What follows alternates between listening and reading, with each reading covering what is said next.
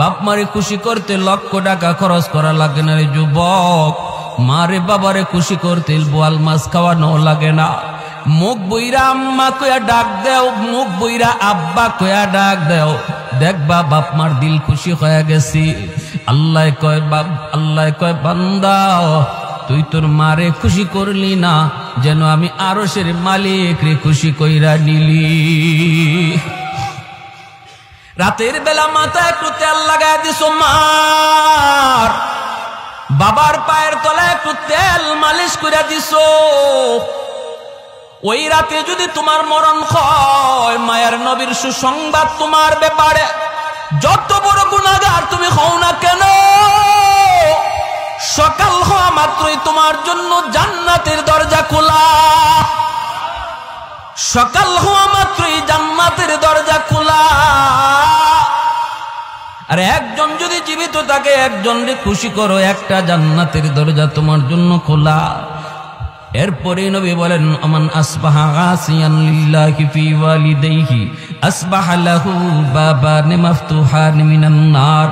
আর যদি কোনো সন্তান রাতের বেলা মারে কষ্ট দেয়, বাবার কলিজায় আঘাত দিয়া রাতে ঘুমায়, অথচ বাবার কাছে মাপ চাইল না, এমন কথা বলল যেই কথায় বাবার কলিজায় লাগছে, মার কলিজায় লাগছে, এরপরও মার কাছে মাপ চায় নাই, বউ বাচ্চা নিয়ে ঘুমায় পড়ছে। মায়ার নবী দয়ার নবী বলেন তুমি যত বড় হাজি সাবার নামাজি হও, সকাল হওয়া মাত্রই তোমার জন্য জাহান্নামের দুইটা দরজা খোলা। কিলা ইয়া রাসূলুল্লাহ ওয়া ইন যালামা।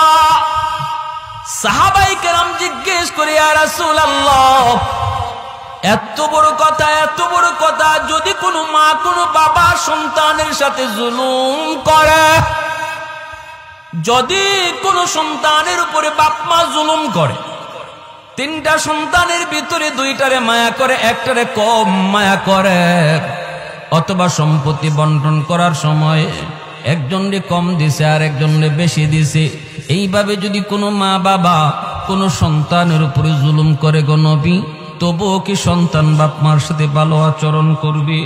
এই প্রশ্ন যখন মায়ার নবীকে করলেন সাহাবী, আমাদের অনেকেরই মনে এই প্রশ্ন থাকতে পারে। আমাকে অনেকে ফোন দিয়ে এই কথাটা জিজ্ঞেস করে, হুজুর বাবা তো আমাকে ঠকাইছে, ভাইরে ভালো ভালো জমি দিছে, আমাকে জমি ভালো দেয় নাই, ভাইয়ের সন্তানকে বেশি আদর করে, আমার সন্তানরে কম মায়া করে, এইভাবে দুই চোখে দেখে, তবুও কি আমি মারে খাওয়াবো, তবুও কি আমি বাবারে খাওয়াবো? আমি বললাম ভাই জবাবটা আমি দেব না, জবাবটা আমার মায়ার নবী দিছেন। সাহাবীরা একই প্রশ্ন করলেন, নবী জবাব দিলেন ওয়া ইন যালামা ওয়া ইন যালামা ওয়া ইন যালামা। নবী তিনবার বলেছেন যদি বাপ মা জুলুম করে তবুও সন্তান জুলুম করতে পারবে না, ভালো আচরণ করতে হবে। একমাত্র কারণ হলো তিনি আমার মা, একমাত্র কারণ তিনি আমার বাবা, একমাত্র কারণ তিনি আমার বাবা, তিনি আমার মা। তার উসিলায় আমি দুনিয়া দেখেছি, তার উসিলায় আমি বড় হয়েছি, তার উসিলায় আমি আজকে ম্যাজিস্ট্রেট, তাদের উসিলায় আজকে আমি ডাক্তার, তাদের উসিলায় আজকে আমি শিল্পপতি। আল্লাহ পাক খালিক আর মালিক, বাপ মা হলো উসিলা, ঠিক কিনা জোরে বলেন? এজন্য আল্লাহ পাক রব্বুল আলামিন পবিত্র কোরআনের সূরাতুল লুকমানের মধ্যে তিনি বলেন আনিশকুরলি ওয়ালি ওয়ালিদাইক, আমি আল্লাহর শুকরিয়া আদায় করো, সাথে সাথে তোমরা তোমাদের মা বাবার শুকরিয়া আদায় করো, সাথে সাথে বলছেন বাপ মার শুকরিয়া আদায় করো, কারণ আমি খালিক আর মা বাবা তোমাদের দুনিয়া আসার উসিলা। অতএব যখনই আমি আল্লাহর শুকরিয়া আদায় করবা খালিক হিসাবে, তখনই সাথে সাথে বাপ মার শুকরিয়া আদায় করো তারা দুনিয়ায় আসার উসিলা হিসাবে। এই যে মুর্দেগান আজ আমাদের কাছ থেকে বিদায় নিলেন, আমাদের কাছে তাদের কোনো পাওনা আছে কিনা? আমরা যে তাদের রুহের মাগফিরাত কামনা করব কোন তরিকায়, কিভাবে তাদের জন্য আমরা উপকার করব, এই বিষয় নিয়ে আমি কিছু কথা বলবো ইনশাআল্লাহ। আল্লাহ যদি আমাকে তৌফিক দান করেন, সবাই বলে আমিন। মুআজ্জাজ হাজিরিন, বনু তামিম গোত্র মদিনার একটি প্রসিদ্ধ গোত্রের নাম। এই বনু তামিম গোত্রের এক যুবক আল্লাহর নবীর কাছে একটা প্রশ্ন নিয়ে হাজির হলো। প্রশ্নটা হলো, ইয়া রাসূলুল্লাহ, আমি একটা কথা জানার জন্য আপনার কাছে এসেছি। নবীজি বলেন, কি কথা বলো? এই কথা বলার আগেই যুবকের চেহারা ফ্যাকাশে হয়ে গেল, যুবকের চোখে পানি জমে গেল, সে কান্না শুরু করল। নবীজি বলেন, বলো, তোমার কি কথা বলো। তখন বলতেছি, ইয়া রাসূলুল্লাহ, আমার জিজ্ঞাসা হলো, মানুষ মারা যাওয়ার পর ওই মৃত ব্যক্তির জন্য আমরা যারা জীবিত, আমাদের পক্ষ থেকে কোনো খেদমত করার সুযোগ আসেনি। আমরা তো জীবিত মানুষের খেদমত করি, কিন্তু ওই যুবক নবীজির কাছে প্রশ্ন রাখল, মৃত মানুষের জন্য খেদমতের কোনো ব্যবস্থা আছে কিনা। নবীজি বললেন, কেন বলো? এই কথা বলতেই বলে, ইয়া রাসূলুল্লাহ, আমি একজন অসহায় এক যুবক, আমি আমার মা বাবার গর্ভে একমাত্র সন্তান। আমার মা আমার বাবা বড় কষ্ট করে আমাকে লালন পালন করেছেন, অভাবী সংসার। বাবা দিন আনতেন, দিন খাইতাম। কখনো বাবা যদি কাজে বের হতে না পারতেন, তাহলে এই দিন উপাস থাকতে হতো। আমি কত দেখেছি, মা নিজের খানাটা আমাকে খাওয়াইছেন, মা উপাস ছিলেন। আমি কত দেখেছি আমার বাবা উপোস ছিলেন, শেষ বয়সে চিকিৎসার অভাবে মারা গেলেন। কিন্তু ইয়া রাসূলুল্লাহ, আমি কোনোই উপকার করতে পারলাম না। আমার কাছে তখন টাকা পয়সা ছিল না, আমি উপযুক্ত হয়েছি, টাকা পয়সা কামানোর কোনো সুযোগ আমি পাই নাই। চোখের সামনে সে অভাব আর কষ্ট আর কান্না নিয়েই আমার আম্মা আমার আব্বা দুজন কবরে চলে গেলেন।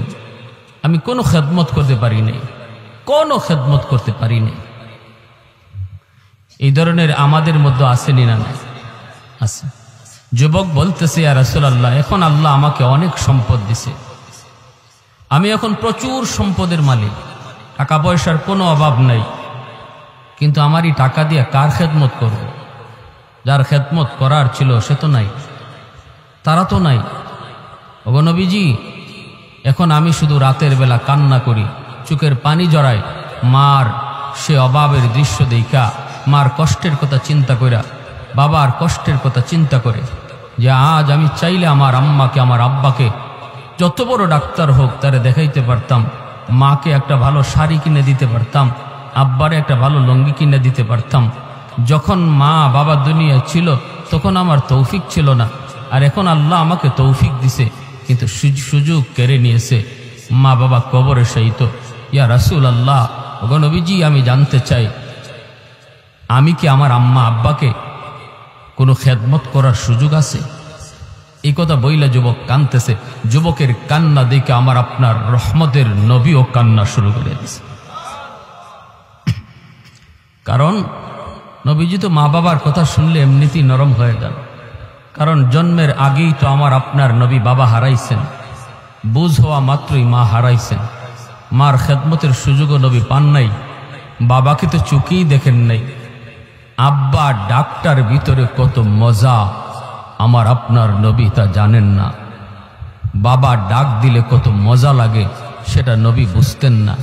এজন্য মা বাবার কথা যেই বলতো মায়ার নবী তখনই কান্না শুরু করে দিতেন। রাসূল করিম সাল্লাল্লাহু আলাইহি ওয়াসাল্লাম যুবকের এই কথা শুইনা নবী তাকে সান্ত্বনা দিয়ে বলেন, যুবক, কান্না থামাও, কান্না থামাও। যদিও মা বাবা কবরে শায়িত, যদিও দাদা দাদি কবরে শায়িত, নানা নানি কবরে শায়িত, তবু আওলাদ যদি চায় দুনিয়া তাইকা কবরে শায়িত বাপমার খেদমত করার সুযোগ আল্লাহ এখনো রেখে দিয়েছে। নবীজি বলেন, 5টা কাজ যদি করো হাদিস শরীফে আল্লাহর নবী বলেন, 5টা কাজ যদি করো আল্লাহ তোমার খেদমত মা বাবার কবরে পৌঁছে দিবে। 5টা কাজ কি কি একটু জানার ইচ্ছা আছে সবার? সবাই জানতে আগ্রহী? আলহামদুলিল্লাহ। যাদের মা বাবা আজকে দুনিয়াতে আছেন তাদেরও জানা দরকার, কারণ একদিন তারা থাকবে না। কে আগে যাবে কে পরে যাবে কেউ জানে না। আসার সময় সিরিয়াল মেনটেন হয়, যাবার সময় কোনো সিরিয়াল নেই, কে আগে যায় কেউ জানে না। আমরা যারা মাটির উপরে থাকব আমাদের জন্য করণীয় কি? নবীজি বলেন হাদিসের আলোকে 5টা আমল যদি আমরা করি তাহলে আমরা আমাদের কবরে শায়িত মুর্দেগানের খেদমত করতে পারব। আল্লাহর নবী রহমতের নবী বলেন 5টা আমল। 1 নম্বরে নবী বলেন আসসালাতু লাহুমা। নবী বলেন যুবক 1 নম্বর আমল হলো, 1 নম্বর কাম হলো বেশি বেশি করে তুমি তাদের জন্য দোয়া করো। বেশি বেশি করে তাদের জন্য তুমি দোয়া চাও। কোন দোয়া? যে দোয়াটা আল্লাহ কোরআনের মাধ্যমে শিখাইছেন, রব্বির হামহুমা কামা রব্বায়ানি সগীরা। এই দোয়াটা শিখাইছেন কে? একটু মনোযোগ দিয়ে কথাগুলো শুনব। লম্বা চোরা কোনো বয়ান না, 5টা কথা বলার পরই বয়ান শেষ। একটু মনোযোগ, একটু মনোযোগ যুবক, একটু দিলটা নরম করে কথাগুলি শুনো রে। আল্লাহ নবী বলে 1 নাম্বার হলো তাদের জন্য দোয়া। যেই দোয়াটা আল্লাহ কোরআনের মাধ্যমে শিখাইলেন। আল্লাহ নিজে বলেন তুমি যদি তোমার বাপ মার জন্য দোয়া করতে চাও আমি আল্লাহর কাছে, তাহলে এইভাবে দোয়া করো। যদি আল্লাহ নিজে দোয়া শিখায় দেন তাহলে বোঝা গেল এইভাবে দোয়া করলে আল্লাহ কবুল করবে, এর গ্যারান্টি আছে, ঠিক না? ফ্যাক্টরির মালিক যদি বলে আমার ফ্যাক্টরিতে যারা চাকরি করার জন্য দরখাস্ত দিয়েছ, আমি সব দরখাস্ত দেখার পর একজনকে আমি শুধু চাকরি নিয়োগ দিব, একজনকে দিব। কে সেই একজন? কে সেই একজন? এদের ভিতর থেকে একজনকে ফ্যাক্টরির মালিক, কোম্পানির মালিক নিজেই দরখাস্ত লেখা দিল, নিজেই দরখাস্ত লেখা দিল, ও মিয়া তোমার বাড়ি আমার এলাকায়, আমি ঢাকায় থাকি, বাড়ি আমার বিবাড়িয়া, তুমি এসেছো বিবাড়িয়া থেকে, আমার দেশের মানুষ, তোমাকে আমার বড় পছন্দ হয়েছে, ফ্যাক্টরিতে চাকরি করবা বলে হ। দরখাস্ত কেমনে লিখবা আমি শিখায় দিই, আমার কাছে দরখাস্ত এইভাবে তুমি লেখো। মালিক যদি দরখাস্ত শিখায় দেয় তাহলে বোঝা গেল আর কারো চাকরি হোক না হোক তারটা হবে 100% গ্যারান্টি। ঠিক তদ্রুপ আল্লাহ পাক কয় তোমরা যারা মার জন্য বাবার জন্য দোয়া করো রে, নিজের থেকে দোয়া করা লাগবে না, আমি আল্লাহ বলে দিই এইভাবে আমার কাছে চাও। বুঝা গেল চাইতে দেরি দোয়া কবুল হতে দেরি না। আল্লাহ পাক কয় রব্বির হামহুমা কামা রাব্বায়ানি সগীরা। এ যুবক, তোমার মা তোমার বাবা শিশুকালে তোমাকে আমাকে যেইভাবে লালন পালন করেছেন, এই দৃশ্যটা হয়তো তুমি ভুলে গেছো, কিন্তু আল্লাহ পাক তিনি ভুলেন না। আল্লাহ পাক জানেন শিশুকালে একজন সন্তানকে তার মা কতটা আদর করেছে, বাবা কতটা আদর করেছে, নিজের না খায় সন্তানকে খাওয়াইছে, নিজের না পইরা সন্তানরে পড়াইছে। কত বাবা ঈদের দিনে সিরা লঙ্গি পরছে, কিন্তু সন্তানরে নতুন কাপড় কিনা দিছে। কত মা ঈদের দিনে নিজে পুরাতন কাপড় পরছে, কিন্তু সন্তানরে নতুন কাপড় কিনে দিছে। রব্বুল আলামিন তিনি বলেন শিশুকালের দৃশ্যটা আমি আল্লাহ এখনো দেখতেছি। তোমার বাবার গায়ের ভিতরে কত অসুস্থতা, এরপরও নিজে ডাক্তার দেখায় না। অসুখ বিসুখ একটা দুইটা নয়, কত অসুখ, কিন্তু তুমি অসুস্থ হয়েছ। রাত কোন একটা না দুইটা, সেই দিকে বাবা তাকায় না, তোমাকে কুলে নিয়া ডাক্তারের কাছে দৌড় দেয়। বাজারে গেছে, বাবার পকেটে টাকা নাই রে যুবক, বাবার পকেটে টাকা নাই। কিন্তু বাড়িতে আসার আগেই মাথার ভিতরে চিন্তা, আমি ঘরে ঢুকলে পরে আমার সন্তান বলবে আব্বু কি আনছো, আমি তখন কি দিব কি দিব। এই চিন্তা করে কত বাবা মানুষের কাছ থেকে ধার করে ঋণ করে করে তোমার আমার জন্য কিছু নিয়ে আসছি।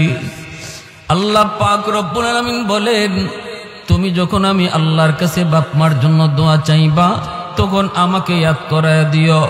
আমাকে বইল মালিক, শিশুকালে আমার আম্মা আমার আব্বা যেইভাবে আমাকে মায়া করছেন, আল্লাহ কবরেও তুমি ওইভাবে মায়া কইর। আমাকে ইয়াদ করে দিও, আমাকে ইয়াদ করে দিও। আমি আল্লাহর তো ইয়াদ আছি, আমি শুনতে চাই তোমার মুখ থেকে কথা। এজন্য আল্লাহ নবী রহমতের নবী বলেন, এ দুনিয়ার সন্তানের দল, বাবাকে চোখে দেখি নাই, মার খেদমত করার সুযোগ পাই নাই। সাহাবায়ে কেরামদেরকে নিয়ে জিরানা নামক জায়গার ভিতরে নবীজি বসা। হঠাৎ করে সাহাবায়ে কেরাম দেখেন আমার আপনার নবী দৌড় শুরু করলেন। তাকা দেখেন একজন বৃদ্ধা মহিলা লাঠিতে বর দিয়া মায়ের নবীর দিকে আসে। আর ওই মহিলাকে আগায়া আনার জন্য রহমতের নবী, দু জাহানের সর্দার, যিনি কারো সম্মানে দাঁড়ান না, তার সম্মানে সবাই দাঁড়ায় যায়, সেই নবী বসা থেকে দাঁড়ালেন। শুধু দাঁড়ালেন তা না, ওই বৃদ্ধা মহিলার সম্মানে নবী দৌড় শুরু করে দিলেন। আর বলতেছেন, মা মা তুমি নবুয়তি চাদরে বসে যাও। সাহাবীরা জিজ্ঞেস করে, গো নবী কি তার করবা? তোমার এক নাম্বার ডিউটি হলো নামাজ পড়ার পর সাথে সাথে মুনাজাত উঠাও, রব্বির হামহুমা কামা রাব্বায়ানি সগীরা বলো। নামাজের আগেও তুমি হাঁটতেছো, মার কতিয়াত হয়েছে, নামাজ ছাড়াও তুমি বলো রব্বির হামহুমা কামা রাব্বায়ানি সগীরা। কোরআন হাদিসের কথা যারা শুনে, যে যুবকগুলি কোরআনের কথাগুলি দিল দিয়া গ্রহণ করে, এই যুবক কোনো দিন মার কবর দেখা, বাবার কবর দেখা গান গাইবে না, বরং বাপ মার কবর দেখা মাত্রই সাথে সাথে এই দোয়া করবে।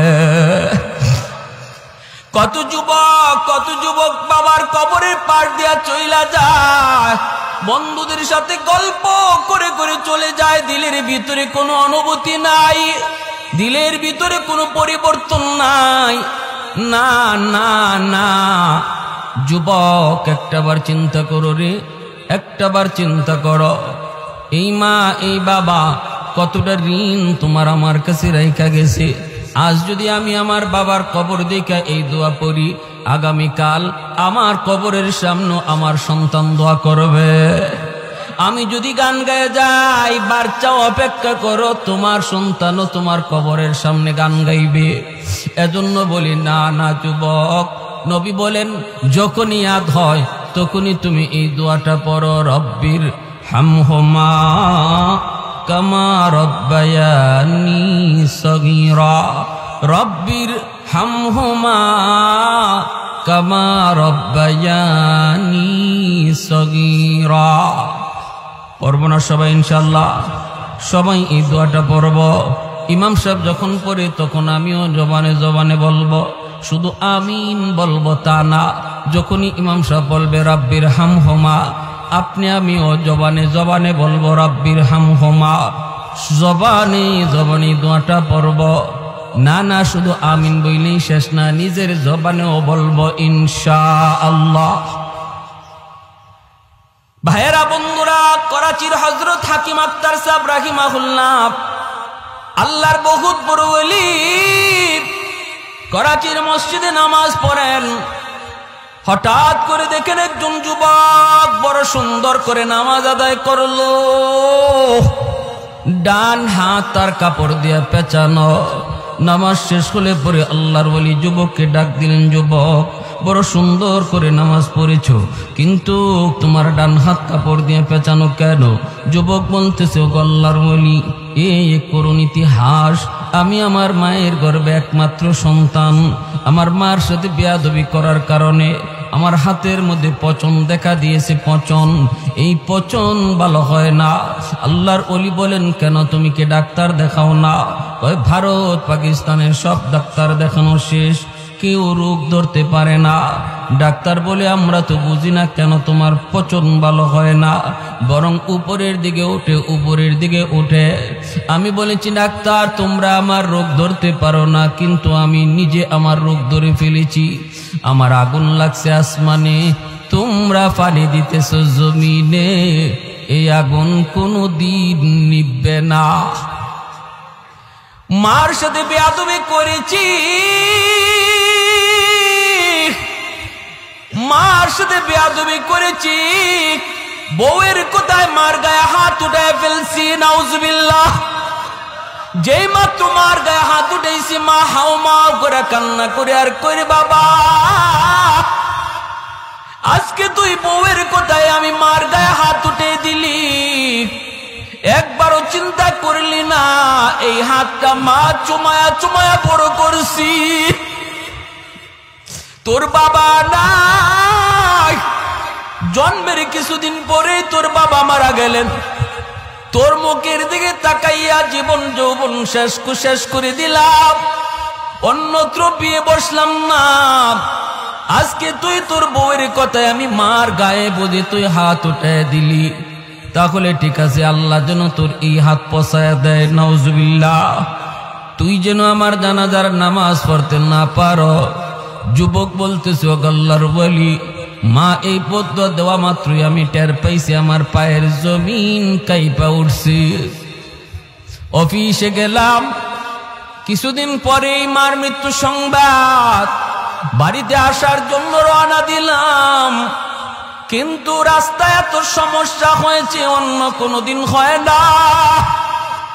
গ্রামে পৌঁছতে পৌঁছতে মার জানাজা গ্রামবাসী পড়ে ফেলেছে। আমি এসে হাউমাউ করে কান্না করি। মুরব্বীরা কয়, বাবা তোমার জন্য অনেক অপেক্ষা করেছি। মানুষজন আর ধৈর্য ধরে না, এজন্য জানাজা পড়ে ফেলেছি। আমি কান্দি আর বলি, এটা তোমাদের দোষ না, এটা আমার কপালের লিখন গো। মার একটা বদ্ধ ছিল, তুই আমার জানাজার নামাজ যেন পড়তে না পারো। মার এই বদ্ধ কবুল হয়ে গেছি। মার আরেকটা বদ্ধ আসিল, তোর হাত যেন পচা যায়। অল্প দিন পরে আমি দেখলাম ওই হাত, যে হাত আমি মার গায়ে উঠেছি, এই হাতের মধ্যে ফুরা দেখা দিছি। এই ফুরা থেকে পচন শুরু হয়ে গেছি। ডাক্তারের কাছে গেলাম, কেউ রোগ ধরতে পারে না, অ্যান্টিবায়োটিক খাই, অ্যান্টিবায়োটিক দেয়, কিন্তু রোগ সারে না, কোনোভাবেই তো রোগ সারে না। আমি তো আমার রোগ ধরে ফেলেছি। আমার হাতের পচনের দুর্গন্ধ এত বেশি। সুন্দরী বউ, যেই বউয়ের কারণে আমি মার গায়ে হাত তুলছিলাম, সেও আমার সেইরা বাপের বাড়ি চলে গেছে। এলাকার মানুষ আমাকে বাড়ি থেকে বের করে দিয়েছে। আমি এখন রাস্তায় রাস্তায় ঘুরি, মসজিদে মসজিদে কান্না করি আর সেজদা দিই। হাতটা কাপড় দিয়ে পেঁচে রাখি, যাতে মানুষ দুর্গন্ধ না পায়। গো আল্লাহর ওলি, আমার কি আল্লাহর কাছে কোনো মাফ আসেনি? আমি কি কোনো মাফ পাইমনি? মাফ পাইমনি? সমাজে এমন কত যুবক, মার সাথে তুমি বেয়াদবি করতেছ, বাবার সাথে তুমি বেয়াদবি করতেছ। আমার নবী কয়, রাদাল্লাহি ফি রাদাল ওয়ালিদাইন ওয়া সাকাতুর রাব্বি ফি সাকাতিল ওয়ালিদাইন। ওগো আল্লাহ, আমার আল্লাহ তার হাবিবকে ডাইকা কয়, বন্ধু তুমি কয়া দাও, যেই সন্তানের উপরে তার মা তার বাবা রাজি থাকে, আমি আল্লাহ তার উপর রাজি হইয়া যায়। আর যেই সন্তানের উপরে বাপ মা নারাজ, হজ কইরাও আমাকে রাজি করাতে পারবে না, তাহাজ্জুদ পড়াও রাজি করাতে পারবে না, মসজিদ বানায় দিয়েও আমাকে রাজি করাইতে পারবে না। যদি বাপ মা রাজি না থাকে, আর যদি বাপ মা রাজি থাকে, আল্লাহ বলে আমি রাজি হইয়া যাই। এজন্য রে যুবক, কার গায়ে হাত উঠাইতেছো, কার বকা দিতেছো? নবীজি বলেন, মান আসবাহা মুতিআন লিল্লাহি ফি ওয়ালিদাইহি আসবাহা লাহু বাবান মাফতুহান মিনাল জান্নাহ। কোন সন্তান যদি রাতের বেলা মারে বাবারে খুশি কইরা ঘুমায়, মা তার উপরে খুশি, বাবা তার উপরে খুশি, ওই অবস্থায় যদি যুবক রাতের বেলা ঘুমায়, নবী বলেন সকাল হওয়া মাত্রই তার জন্য আল্লাহ পাক জান্নাতের দুইটা দরজা খুলে দেন। ফাইন কানা ওয়াহিদান ফাওয়াহিদা, নবী বলেন যদি একজন জীবিত থাকে আর একজনকে খুশিরা কইরা সে রাতে ঘুমায়, মার সাথে বসে একটু গল্প করলো, মার সাথে বসে একটু পরিবারের কথা নিয়ে কথা বললো, মাকে একটু হাসাইলো, মার একটা পান বানায়া দিল, ঘুমাইবার সময় মার মাথা একটু তেল মালিশ করে দিল, বাবার পায়ের তলা একটু তেল লাগায় দিল, বাবার কলিজাটা খুশি হয়ে গেল।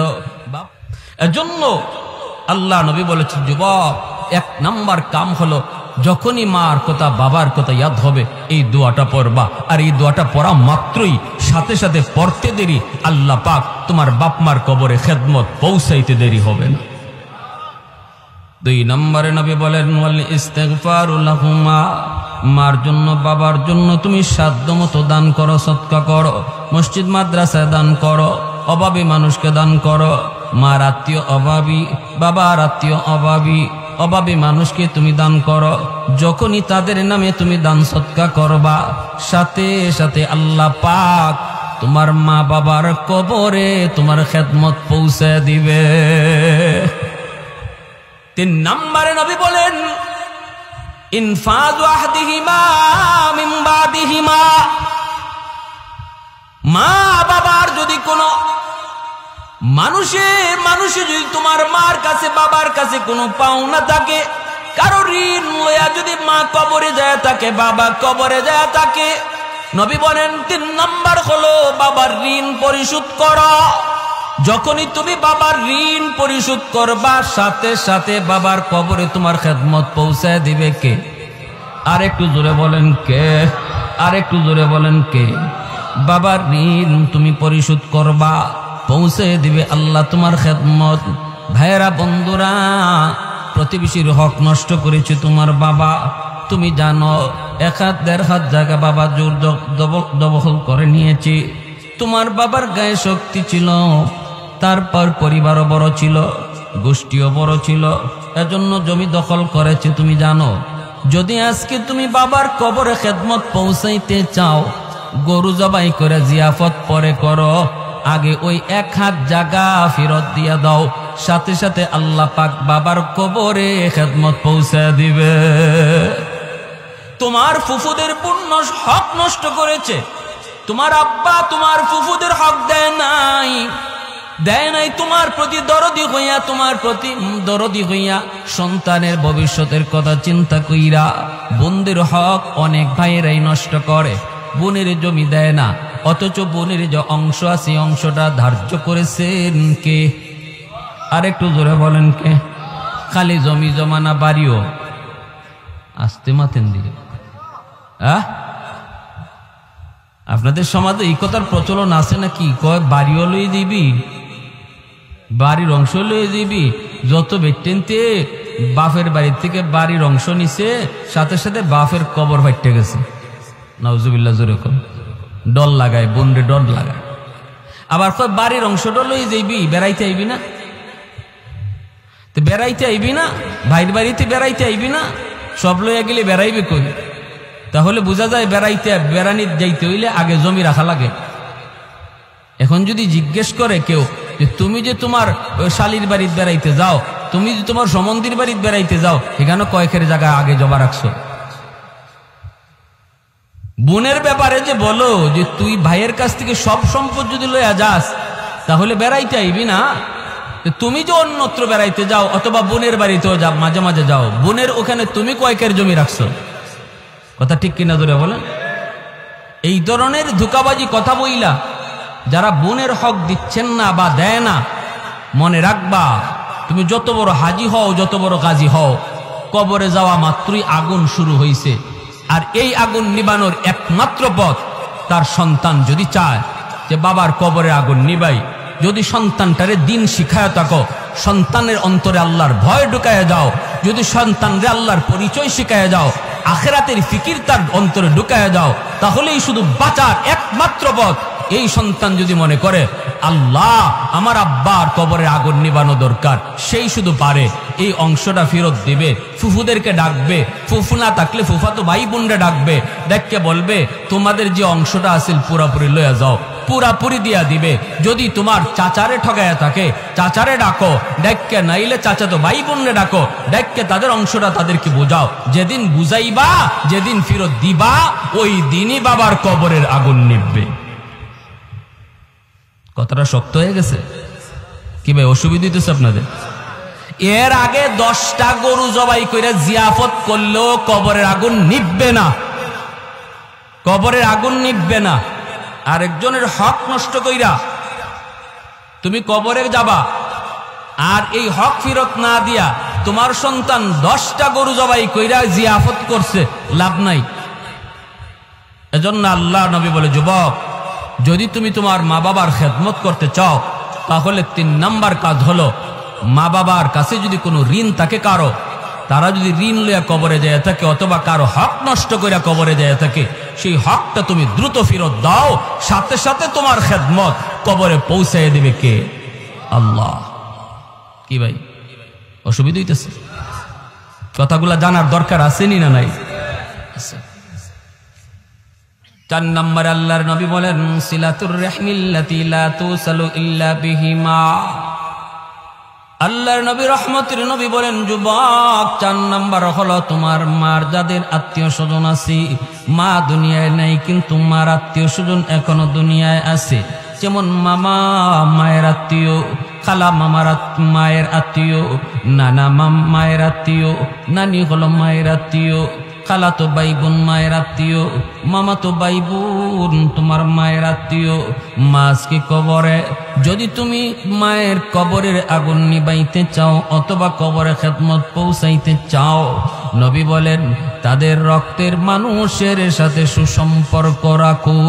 মামা তো ভাই বোনকে ডাকো, খালা তো ভাই বোনকে ডাকো, ওদের বিপদে তুমি পাশে যায় দাঁড়াও। যখনই তুমি একটা ফোন দিয়ে কইবা কিরে ভাই কেমন আছো, কেমন আছো, নবী বলেন যেন তুমি কবরে ফোন লাগাইছ।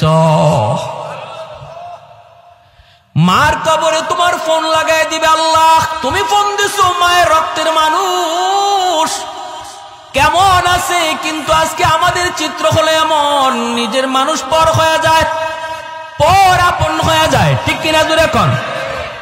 আজকে পর আপন হয়ে যায়, আপন পর হয়ে যায়। মামা চিকিৎসার অভাবে মারা যায়, বাগনা খবর নেয় না। মার নামে গরু জবাই করে, কিন্তু মামা অসুস্থ। হাদিস জানি না, আমার নবীর কথা জানি না, বিদায় আমরা বুঝি না, আমল করি না। মায়ার নবী দয়ার নবী বলেন, যুবক একজন যুবক আমার নবীর সামনে শুধু দাঁড়ানো, আর রহমতের নবী সরওয়ারে দু জাহান তিনি ওয়াজ করেন। বক্তা হলেন একজন, শ্রোতা হলেন একজন। নবী 4 নম্বরে বলেন, বাবা তোমার দুনিয়াতে আজকে জীবিত নাই, কিন্তু বাবার আত্মীয় স্বজন দুনিয়ায় আছে, দাদা আছে, দাদি আছে, চাচা আছে, চাচি আছে, ফুফু আছে, ফুফা আছে, ফুফাতো ভাই বোন, এরা হলো তোমার বাবার রক্তের মানুষ। এরে যুবক, যদি বাবার কবরে তুমি খেদমত পাঠাইতে চাও, বাবার রক্তের মানুষগুলির খবর নেও, এদের সুখে দুঃখে তুমি পাশে থাকো, সাথে সাথে আল্লাহ পাক তোমার খেদমত বাবার কবরে পৌঁছায় দিবে কে? আমরা সপ্তাহে অন্তত একবার ফোন করতে পারি। আরে ভাই, ফোন দিলেই যে টাকা দেওয়া লাগবে তা তো না, ঠিক না? মাসকে মাস চলে যায়, ভাতিজা চাচার খবর নেয় না, ভাগনা মামার নেয় না, খালার খবর নেয় না। সপ্তাহে অন্তত একবার যদি ফোনের ব্যবস্থা করি। এখন তো একটা সুযোগ হয়ে গেছে, একটা সুযোগ, ফোনের কারণে বাড়িতে যাওয়া লাগে না। টেলিফোনে যেমন কিছু ক্ষতি আছে, লাভও আছে। এই লাভটা তো আছে, আমি ডায়েরির মধ্যে আমার মায়ের আত্মীয় স্বজন যারা, তাদের নাম আমি ডায়েরিতে লিখতে পারি। এই ডায়েরির ডান দিকে আমি তাদের মোবাইল নাম্বারটা উঠায় রাখলাম। বাবার আত্মীয় স্বজন কারা কারা জীবিত, এদের নাম ডায়েরিতে আমি লিখলাম। ডান দিকে মোবাইল নাম্বারটা সংগ্রহ করে রাখলাম, আর উপরে লিখে রাখলাম সপ্তাহে একবার ফোন দিব, সপ্তাহে একবার ফোন দিয়ে খবর নিব। বাইরে মনে রাখবা, এটা বহুত বড় হাদিসের উপরে আমল তোমার হয়ে যাইতেছে রে। যখনই বাবার আত্মীয় চাচারে তুমি ফোন দিলা, নবী কয় যেন বাবার কবরেই তুমি ফোন লাগাইছ। ভাইরে কত সুন্দর আমল নবী বুঝা দিতেছেন যুবককে। আজকে আমাদেরও জানা প্রয়োজন। আজকে আপনারা যারা গ্রামবাসী এত সুন্দর মাহফিলের আয়োজন করেছেন আপনাদের মধ্যেখানে রুহের মাগফিরাতের জন্য, কি করবেন তাদের জন্য, করণীয় কি কথাগুলো একটু মনোযোগ দিয়ে শুনেন। এরপরে মায়ার নবী দয়ার নবী বলেন 5 নাম্বার, ইকরামু সাদিকিহিমা মিন বাতিহিমা। নবী বলেন বাবার যারা বন্ধু বান্ধব তাদের সাথে তুমি সুসম্পর্ক রাখো, তাদের সাথে খোঁজখবর রাখো, তাদেরকে দেখলে তুমি শ্রদ্ধা কইরো। বাবা যাদের সাথে চলতো, বাবার বয়সের মানুষ যাদের সাথে বাবা চলতো রে, ওই মানুষগুলাকে পাইলে পরে বাবার মতো শ্রদ্ধা কইরো, সালাম দিও। আর বইল চাচা আব্বা থাকতে কত বাড়িতে আসতেন, আজকে আমার বাবা নাই, এজন্য বাড়িতে আসেন না। চাচা একটু বইসা যান, এক কাপ চা খায়া যান। পাইলে বাজারে পাইছো একটু ধরো, আদর করে একটা চা খাওয়া দাও, একটা পান খাওয়া দাও, এতটুকু তুমি তার খোঁজ খবর নেও। মায়ার নবী দয়ার নবী বলেন যখনই বাবার কোনো বন্ধুরে পায়া বাবার মতো শ্রদ্ধা করবা, সাথে সাথে তোমার বাবার কবরে খেদমত পৌঁছায় দিবে আল্লাহ। মা আজকে দুনিয়ায় নাই, কিন্তু মার বান্ধবী আছে, মার সমবয়সের মহিলা আছে। পাইছো বলতেছো চাচি একটু বাড়িতে উঠেন, এক কাপ চা খেয়ে যান। ঈদের সিজনে মা যেই মহিলাদের সাথে চলতো, এমন গরিব একটা মহিলা দেইকা নতুন কাপড় কিনে দেন। মায়ার নবীর বাসায় যেন তুমি তোমার মার এই নতুন কাপড় কিনে দিছ। এইভাবে আল্লাহর নবী যুবককে একটা ওয়াজ করলেন আর বললেন 5টা আমল যদি করো, যখনই সন্তান বাপ মার নামে এমন কোন দান সদকা করে, এমন কোন ভালো আমল করে, আল্লাহ কেমনে সাথে সাথে পৌঁছায়। জুনাইদ বাগদাদী রহমাতুল্লাহি আলাইহি তিনি ঘুমাইছেন, স্বপ্নে দেখেন একজন মানুষ, চেহারাটা জাহান্নামী চেহারা, কানতেছে, কালো কুৎসিত, আযাবের চিহ্ন তার চেহারার মধ্যে রয়েছে। জুনাইদ বাগদাদী রহমাতুল্লাহি আলাইহি বলেন কে গো, কি তোমার পরিচয়? লোকটা বলতেছে হুজুর আপনি আমাকে চিনবেন না, আমি আপনার এলাকারই একজন মানুষ, বহু আগে আমার মরণ হয়েছে, কিন্তু কবরে আমি শান্তিতে নাই, কবরে আমি শান্তিতে নাই গো, কবরের মধ্যে আমি আযাবে আছি। আমার দুনিয়াতে কোনো সন্তান নাই, আছে শুধু একটা মেয়ে সন্তান। আমার আল্লাহ আমাকে জানাইছে আমার মেয়েটা যদি আমার জন্য আল্লাহর কাছে কোনো ভালো কাজ করে, এই উসিলায় আল্লাহ আমাকে মাফ করে দিবে। আমার নামে যদি সদকা করে, আমার নামে যদি কোনো ভালো কাজ করে, আল্লাহ আমারে মাফ করে দিবে। কারণ সন্তান যখন বাপ মার জন্য কোনো ভালো কাজ করে অথবা দোয়া করে, সন্তানের জন্য বাপ মায়ের দোয়া করলে যেমন সরাসরি কবুল, সন্তানও যদি বাপ মার জন্য দোয়া করে এই দোয়াও সরাসরি কবুল। সালাসাতুন দাওয়াতুম মুস্তাজাবাতুন লা শাক্কা ফীহ, দাওয়াতুল মাজলুম ওয়া দাওয়াতুল মুসাফির ওয়া দাওয়াতুল ওয়ালিদ আলা ওয়ালাদিহি। আল্লাহ নবী রহমতের নবী বলেছেন 3 ব্যক্তির দোয়া সরাসরি আল্লাহর দরবারে কবুল হয়। এক হলো মজলুমের দোয়া, আর এক হলো মুসাফিরের দোয়া, আর এক হলো বাপ মার দোয়া। বাপ মার দোয়া যেমন কবুল, সন্তানের দোয়াও বাপ মার জন্য কবুল। জুনাইদ বাগদাদী কই এবার আমার কাছে কি চাও? কয় হুজুর আমি আপনার কাছে একটু সাহায্য চাই, যদি আমার মেয়েটার একটু খবর দিতেন যে আমি বড় বিপদে আছি, সে যদি আমার নামে একটু সদকা করে আল্লাহ আমাকে মাফ করে দিবে। জুনাইদ বাগদাদির ঠিকানা লইয়া ঘুম থেকে উইটা ওই মেয়েটার সংবাদে তিনি বের হয়ে গেলেন। এলাকার মানুষকে তিনি জিজ্ঞেস করেন, মহিলা মানুষেরা কয় হুজুর মহিলাটা বড় খারাপ, ওর কাছে আপনি কেন যাইবেন, ওর চরিত্র ভালো না। জুনাইদ বাগদাদি কয় আমি চরিত্র ভালো মন্দ বুঝি না, আমাকে বলো কোথায় গেলে পাবো। কই নদীর ঘাটে গোসল করে। জুনাইদ বাগদাদি তিনি নদীর পাড়ে আইসা দাঁড়ায় রইলেন। মেয়েটা গোসল শেষ করে আইসা কয় মৌলবী তুমি আবার কি চাও? জুনাইদ বাগদাদি কয় মা আমি চাই না, আমি একটা খবর নিয়ে এসেছি। কয় কার খবর? কয় তোমার বাবার খবর। কয় আমার বাবার কিসের খবর? বাবা তো বহু আগে কবরে। বাবার আবার খবর কিসের? জুনাইদ বাগদাদি কয় তোমার কবরের বাবার সংবাদ। কি খবর? মারে তোমার বাবা কবরের মধ্যে আযাবে আছে, স্বপ্ন যুগে আমাকে দেখাইছে, আমার কাছে একটু সাহায্য চাইছে রে মা, আমি যেন তোমাকে এই সংবাদটা দিই। তুমি যদি তার নামে একটু দান সদকা করো, আল্লাহ পাক তোমার বাবার কবরের আযাব আল্লাহ মাফ করে দিবে। এই কথা বলতি যে গুনাহ করে, অতিরিক্ত গুনাহ করার কারণে মানুষের কলিজা শক্ত হয়ে যায়। একটা দুইটা গুনাহ করে তখন কলিজায় দাগ পড়ে, এক পর্যায়ে কলিজাটা গুনার কারণে শক্ত হয়ে যায়। মহিলাটার কলিজা শক্ত হয়ে গেছে। জুনাইদ বাগদাদির দিকে এক মুঠ পানি হাতে নিয়া ঢিল মারছে ঠাট্টা কইরা, আর কয় এইটুকু পানি আমার বাপের রুহের মাগফিরাতে সদকা করলাম। জুনাইদ বাগদাদি দেহটা সরায় নিলেন, পানিটা ওনার দেহে পড়ল না, পানিটা পড়ল মাটিতে। আর জুনাইদ বাগদাদি তিনি চলে গেলেন আফসোস করে করে, হায় রে এমন সন্তান বুঝি হয় যেই সন্তানের জন্য বাবা রাতকে দিন বানাইল, যেই সন্তানের জন্য বাবা রক্ত পানি করলো, মাথার গাম পায়ে ফালাইল, এই সন্তান বুঝি বাবার জন্য এই করে। কষ্ট পেয়ে তিনি বাড়িতে চলে গেলেন।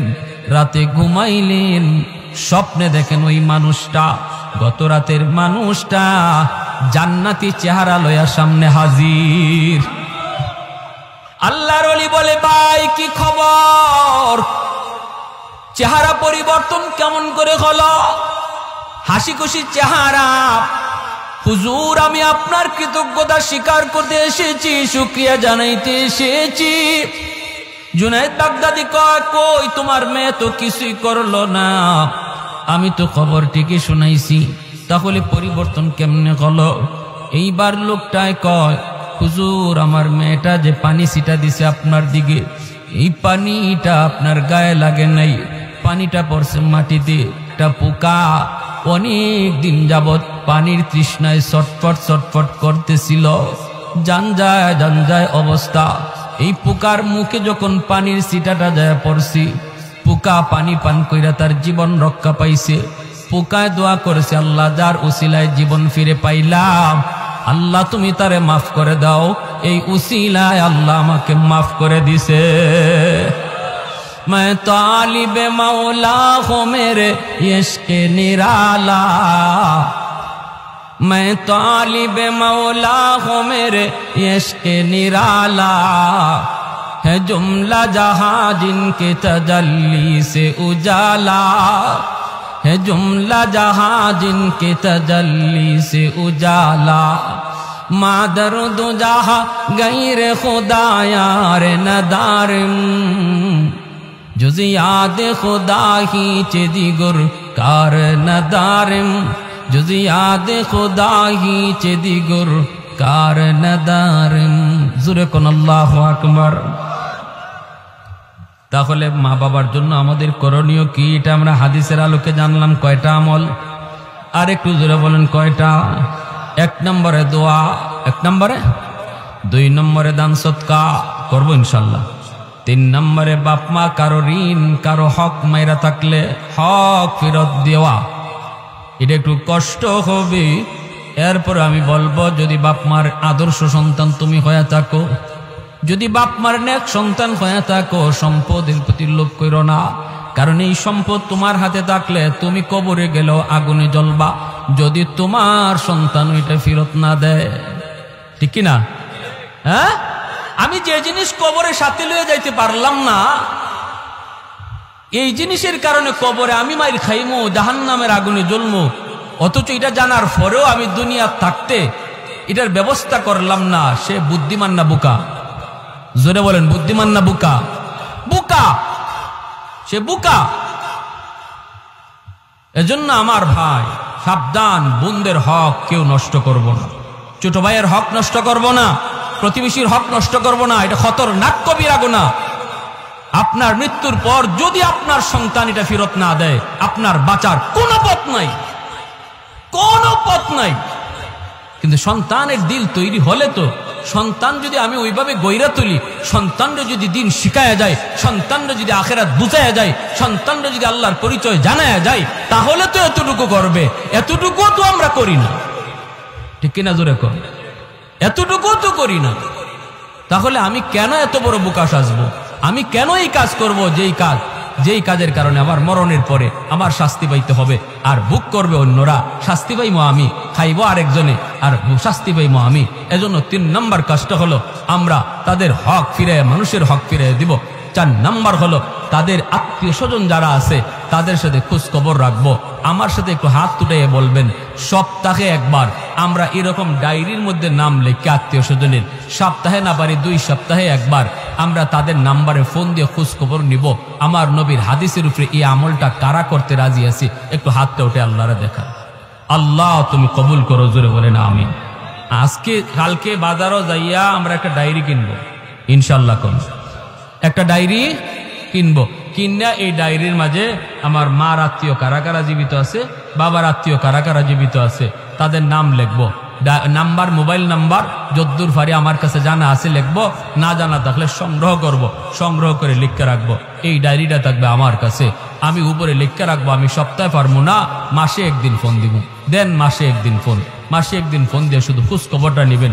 বাইরে কেমন আছো তোরা, বোন রে কেমন আছো তোরা, এতটুকু খোঁজ দেন। আজকে আমি শিল্পপতি হয়ে গেলে, কোটিপতি হয়ে গেলে আমার স্বাস্থ্যবার কোনো খবর রাখি না। হে রিক্সা চালায় না হে ভ্যান চালায়, এরকম কোনো খবর নাই। আমি লাখ লাখ টাকা মসজিদ মাদ্রাসায় দান করতেছি, কিন্তু আমার রক্তের মানুষ অসহায় না খায়া মরতেছে, এতে আল্লাহ এত খুশি না। ঠিক কিনা জোরে কোন? এত খুশি না।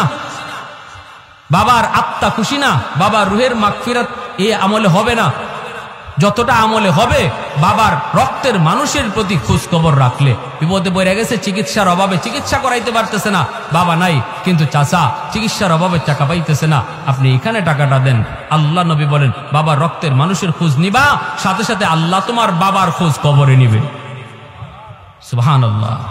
আমার ভাই 5 নাম্বার হলো মা বাবার বন্ধু বান্ধব যারা, যদি বন্ধু বান্ধব না পাই, মার বয়সের মহিলা পাওয়া যায়, বাবার বয়সের পুরুষ মানুষ পাওয়া যায়, মুরব্বী মানুষ পাওয়া যায় বাবার বয়সের, বাবা এদের সাথে চলতো, এদেরকে দেখলে পরে সালাম কালাম দিয়া মুসাফা কইরা একটু ভালো করে জিজ্ঞেস করো। ক্ষমতা থাকলে ঈদের দিনে একটা গেঞ্জি কিনে দাও, চাচা একটা গেঞ্জি নাও, বাবা থাকলে বাবারে তো একটা গেঞ্জি কিনে দিতাম, আব্বা থাকলে আব্বার একটা লঙ্গি কিনে দিতাম, নাও তুমি নাও।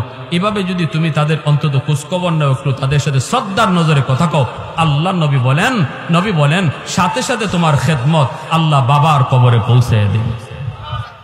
এই 5টা আমল কারা কারা করতে রাজি? হাত উঠে আল্লাহকে দেখান। আল্লাহ তুমি কবুল করো, মঞ্জুর করো। আর এই যুবকগুলি দিলের কান্দে কথাগুলি শুনছে, আল্লাহ তাদের আম্মা আব্বার নেক হায়াত তুমি বাড়ায়া দাও। যারা কবরে চলে গেছে তাদের জন্য তোমার নবীর হাদিসের আলোকে আমলগুলি করার তৌফিক দাও। সবাই বলে আমিন। ওয়া আখির দাওয়ানা আনিল হামদুলিল্লাহি রাব্বিল আলামিন।